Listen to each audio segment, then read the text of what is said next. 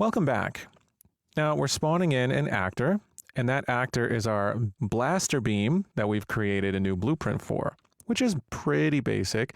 It just has a static mesh component, which is the root, but we'd like this blaster beam to do more complicated things like fly through the air. Now we know how to set an actor's location or add a world offset to it, and the naive approach to make this thing fly would be to do that, say in Tick, for example. So let's do the naive approach first before we discover more sophisticated methods. So I'm going to right-click next to Event Tick and search for Add Actor World Offset. We're going to hook that in. And for our delta location, let's get our actor forward vector with get actor forward vector. This gets the vector, a unit vector. Notice the pop-up says length 1, so it's a unit vector in world space pointing in the forward direction. We know that's in our X direction here. Now I'd like to scale this forward vector. So we're going to multiply it by a scalar.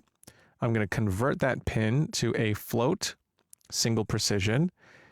And I'm just going to take delta seconds here and multiply that by a value, let's say 4,000, just an arbitrary large number. We're going to hook that in. So our forward vector is now scaled by this quantity here, which is delta seconds times 4,000. This should result in us moving our blaster beam 4,000 units per second. Let's hook that into delta location and see what happens when we press play. Oh, there it goes. It kind of flew by us. Let's see if we can move around and make that happen again. There it went. It was really, really quick, but that blaster beam went flying. Now, I mentioned that this is a naive approach, and that's because there's a more sophisticated way to do this. Let's go ahead and remove those nodes, and the way that I'd like to make our blaster beam fly in this game project is by adding a new kind of component, a movement component. Movement components are designed to move the actors that they belong to in specific ways, and we have different types of movement components. There's a movement component designed specifically for projectiles, and it's called projectile movement. So we can click plus in the components panel, search for projectile, and choose projectile movement.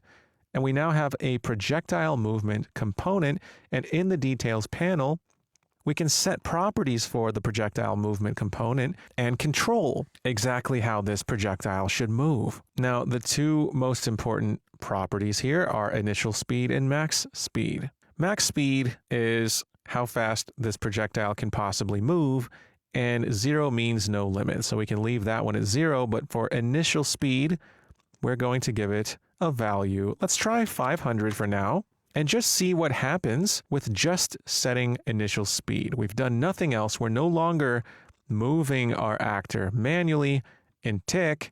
We've just added a projectile movement component and set its initial speed. Let's press play. And there it goes. And notice it kind of fell to the ground too. Let's press play again. There, see, it fell to the ground. So this is one of the advantages of having a movement component. There's gravity, and we can disable gravity or even increase its strength with our projectile gravity scale. I'm going to set that to 0 so we have no gravity and see what that looks like. Let's press play. And there it goes. Now, our projectile disappears after 1 second because we're deleting it. We're destroying it with destroy actor. We can simply not do that. I'm going to delete those nodes and press play again. And there goes our projectile flying at 500 units per second. And it just keeps going. It's never going to stop. And that can be dangerous, spawning in hundreds or thousands of those in a game and never destroying them. That's going to consume a lot of memory. So we do need to make sure to destroy these after a set period of time. And just adding a delay and calling destroy actor is also a naive approach because there's a better way to do that as well.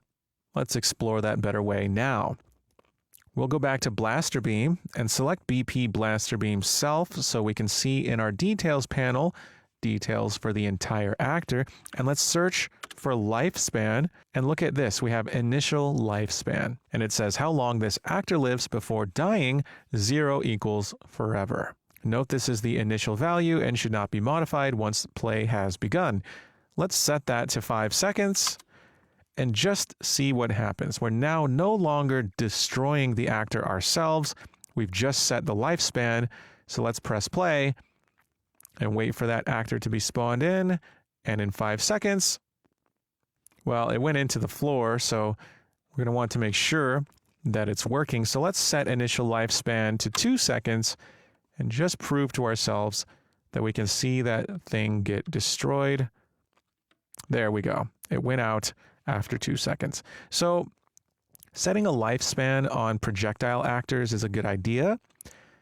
How long that lifespan should be depends on the projectile.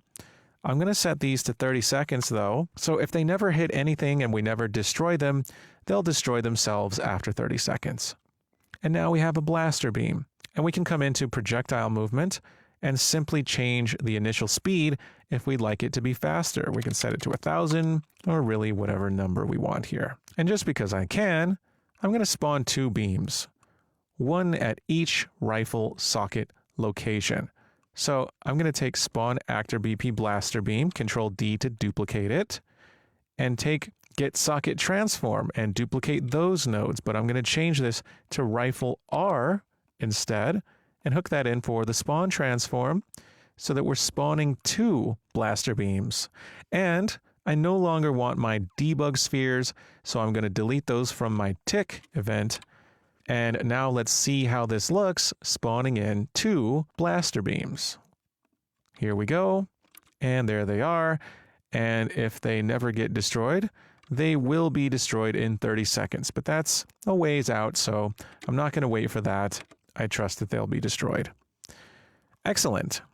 So now we're shooting projectiles. We're a step closer to having a formidable adversary in our game. But we still need a few things. I'd like to have some effects, such as particle systems and sounds.